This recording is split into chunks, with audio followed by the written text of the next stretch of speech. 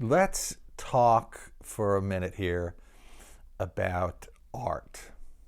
I am not, in the most common sense, an artistic person. I can't draw a square with a ruler.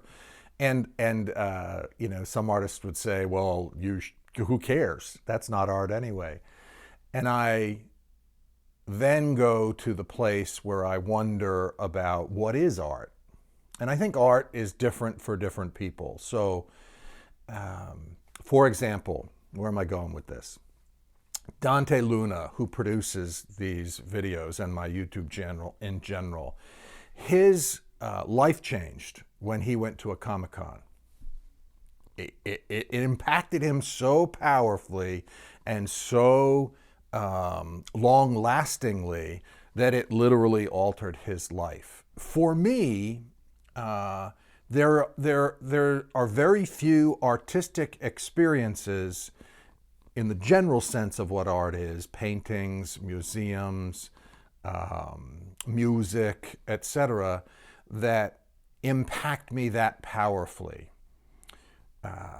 I'm much, much, much more impacted by intimate experiences. They don't have to be sexual, but mentally intimate at least. So engaging with people and learning who they are, whether they are a nerd, or whether they're a mathematician, or whether they're an artist, or whatever on the spectrum of who we are as humans, I'm intrigued by figuring out who that person is, who we are, and how we relate to one another. I think it has a little to do with why I did well on Survivor, because connecting with folks and understanding them is always something that is energizing for me. Certainly in real life, I wouldn't enjoy nor even have any interest in exploiting people the way I would within a game in which you're supposed to exploit people to get to the end to win. But I do love to challenge people, and often I think that's perceived as arrogance, because I do have opinions on nearly everything. But I'm as interested in your opinions as I am in my own. I love figuring out why people believe what they do. And a lot of times I encounter folks who hear me sharing my perspective and think I'm not interested in theirs. And so I think that's how that perception of arrogance comes along. But artistically, what is intriguing to me? How do I react to art?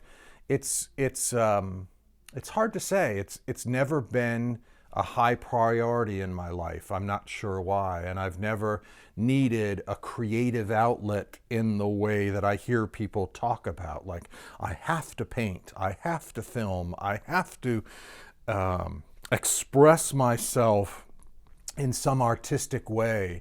I've never related to that, so I find it very, very interesting. I have had intimate relationships with people who are artistic, and I've looked at some of their work and thought, wow, that just doesn't click for me. I don't understand why you need to do that, and I don't understand what it's going to do for you. But so those relationships maybe haven't lasted so long.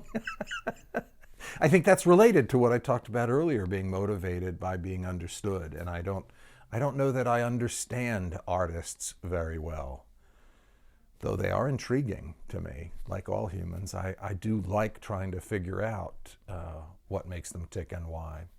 Hey, you! Yeah, you! Watching the video, you thought it was over. No, you got a job to do.